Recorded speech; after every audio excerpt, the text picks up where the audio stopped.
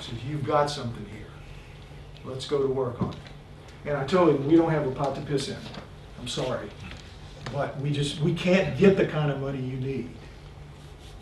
And he says, let me think about it. And that's when that plan of keeping the little pieces came up. To do it, to do it more seriously. So he began to do, he did another one. Next slide. Oh, excuse me, this is the next test he did. He was so excited, he did this test. And this was really cool, I think. Spectrophotometer illustrates light wave absorbance in pure DNA. This is how it looks, human DNA, this curve right here. This is how no DNA looks, and this is how protein contamination looks. And they all know how this goes. And so he just wanted to see how it would look. Next slide. And what you see is the human looks very much like it's supposed to look, but the Starchild looks like kind of a drunk snake, doesn't it? Just, what is it? It's not really no DNA, it's not protein contamination, it's not human, what is it? And this too, he said, this tells you, this is very unusual what you have here. I don't know what it is, but this is not normal. Very cool. Next slide. Now we're going to move to the big kahuna, all right? He was looking for something out of that 3% that worked, not mitochondrial DNA, but nuclear DNA. He started calling it the golden needle. I've got to find the golden needle in the haystack. And one of these, it's called shotgunning. What he does, he just shotguns it out, and it can hit anywhere. It's like a shotgun blast. You just never know what you're going to get. It's a shotgun. So he says, I've got to find the golden needle in the haystack. I've got to find a piece that comes out of the 3% that works, so it will tell me something about how the Starchild works versus how the human works. So he calls me up and he says, man, guess what? I didn't find a golden needle, I found a diamond needle. You won't believe this. And this is what it is. In every human embryo, a gene called forkhead boxp2, or FOXP2, is a master gene controlling embryonic growth in at least 300 other crucial genes, and some people argue it could be as many as 1,000. So this one single gene, FOXP2, controls the effect, has a downward flow on at least 300, and maybe we don't know how many. They're still trying to figure it out. But it controls motor skills, we know for sure, brain development, lung development, speech, nerve communication. It's like your center core, and it's controlling all of that. So what do you suppose happens if there's some kind of a difference or a variation or a mutation in a FOXP2 gene when you're an embryo? You are screwed, blued, and tattooed. You are done for. You are going to miscarry, as a rule. One change, one. It's one of the most highly conserved genes in our bodies. Why? Because it can't afford mistakes. It just can't afford mistakes. Now, there are mistakes. There is one change that can be made, and you will be born, and you will live, and you will never speak. That's how they found out that it's speech related. So you can have one, but if you do, and you're born, as I said, you are screwed, blued, and tattooed. You are not in good shape. You need absolutely everything to go right in your FOXP2. All of us sitting in this room, our FOXP2s are the same, exactly. Every base pair in yours, and yours, and yours is exactly the same as every base pair in mine, or we're not standing here being who we are. FOXP2, highly, highly conserved. No change, understand. Next slide. Now, and the FOXP2 gene has 2,594 base pairs. It is one of the most highly conserved genes in our bodies. Changes almost never happen. Each one of those 25 in normal humans is exactly the same, what I just said. Next slide. This is FOXP2, what it looks like. A 211 base pair fragment. He recovered a 211 base pair fragment of the Starchild's FOXP2, the diamond needle. This is it.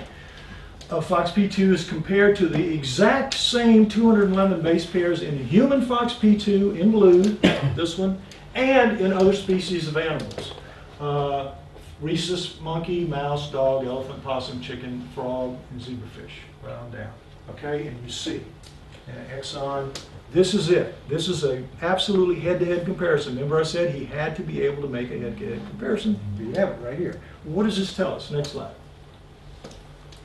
What it tells us, this is too bad. Starchild's 211 base pair fragment is 56 variations. There's your rhesus monkey. There's no variations in humans and Neanderthals and Denisovans. It's all the same. In a rhesus monkey, you're up to 2, 20 for the mouse, 27 for the dog, 21 for the elephant, 21 for the possum, 26 for the frog, 56 for the Starchild. Really, really amazing. So 211 is 8%. It's almost like the 9.5% of the other ones. It is significant. Of the base pair total in the FOXP2 gene, extrapolate 8% out to 100, and you get 12.5. 12.5 times 56 is 700 plus or minus Starchild DNA variations. 700, where 1 is the maximum. You with me? Yeah. This is what the, next slide. This is what the geneticist, oh, I'm sorry, I forgot. This is the newest one. The newest one, I'm sorry. The newest one is, he found a collagen-like protein fragment identified by a collagen pattern search. A human fragment sequence is shown in blue. The collagen characteristics pattern of glycine is pink. Note the amount of proline in association with the glycine. It has a special meaning. You see glycine, proline, proline, glycine, proline, glycine, proline. You see it like that all together? Guess what pulls up for this? Next slide.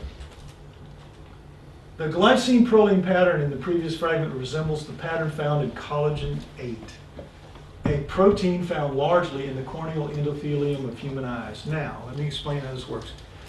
Collagen makes up 25 to 35% of our bodies. It's a lot of our bones and all that. Collagen, collagen, collagen, it makes up a lot of things. So there's a lot of different kinds of collagen. Collagen 8 is this very exotic kind that makes this lining of the inside of the eye that faces into the, to the lens from the cornea. Very, very specific collagen, and that's what he finds from the Starchild. Now, it's very, very different from the human because the Starchild has a very, very different eye. Another piece of the puzzle that's just completely different. So next slide. This is where, it's too bad you're going to miss some of that. The comment from our geneticist in his recently composed abstract. Now, he wrote an abstract. It's on the Starchild website. You can try to read it, but I assure you, you won't get very far in it because it's written in that language. It's science language. But this is where the geneticist from Stanford contacted me. He said, I read the abstract and I'm very impressed. And I want to meet with you about it. So this is what he says. The probability that such a highly specific arrangement of changes in a small fragment could have occurred by accumulation of sequencing errors is extremely low, if not close to 0. Nor could this arrangement have occurred due to contamination with the DNA of any known species. From this evidence, one may conclude the underlying biochemistry of the entity's life form must be either the same as or highly similar to humans or other species, yet the use of the genetic code, which still, and basically it says, it's sort of the same, but is clearly very different. And again, this is more on level of what I've been showing you here. Anybody can see this. Next slide. So, where are we going with this? In the 1500s, these men moved the Earth from the center of the universe to its proper position. This was a profound experience for everybody alive at the time. The Earth is not it. The Earth operates, circles around the sun, and everybody had to adjust to that. It was shocking. Next slide. The Wright brothers in 203, they moved us all into our future where our planet gained a convenient scale. They shrunk the planet for us. They gave us a different world. Next slide. The Starchild is going to do, Neil Armstrong took the first step for all of us toward our inevitable future in space. Well, that better be an important call because this is right at the end. Okay, anyway, so this too was a big, big step in human history. Next slide. And the Starchild Skull is poised to transform humans into members of a galactic community, to prove that we are members of a galactic community. And coincidentally, next slide, maybe the Starchild heralds a new beginning that we have all heard 2012 might bring. This could be it. This could be it. The new future, the new whatever. Instead of all what they're saying, maybe this is it. We still have time to be it. if we get our funding, which could happen. You never know. Next slide. So how do we get from here to there? How do we move the Starchild from being a partial proof of one of the greatest discoveries in all of human history to acceptance by mainstream science for what it so obviously is? How do we do that? We follow, next slide, we follow my friend Bob Rue's philosophy of life. Now, you all remember Hurricane Katrina. Here's Bob with, don't try. This is to the looters. Don't try. I'm sleeping inside with a big dog, an ugly woman, 2 shotguns, and a claw hammer. This is his Oriental rug shop. He's one of the guys that didn't leave. He stayed to protect what was there from the looters. And the water, I might add, you see where he's standing? About 2 feet from there is where the water rose to its high point. But he knew that was going to happen. Because what people don't know, and it's always a nice little anecdote to throw in, is that everybody wonders, why in the world would New Orleans build a city in a bowl? Why would that happen? Well, what really happened was back way in the 1700s when they were first settling the area, the Mississippi River would flood out to 100 miles on each side, and that's how the Delta was created, right? So the French and the Spaniards and the people like that who would do this kind of stuff, they knew that they had to wait to the highest point of the flood, sail down the river, and find any land that was up and was suitable to build a city, because that would never flood. And there was this big crescent of land in one of the bows of the Mississippi River, and it was the biggest one there was, and on that crescent they formed the city of New Orleans. And it, sure enough, it never did flood. That part is still the Garden District of today, if you've ever been there, the rich part of town.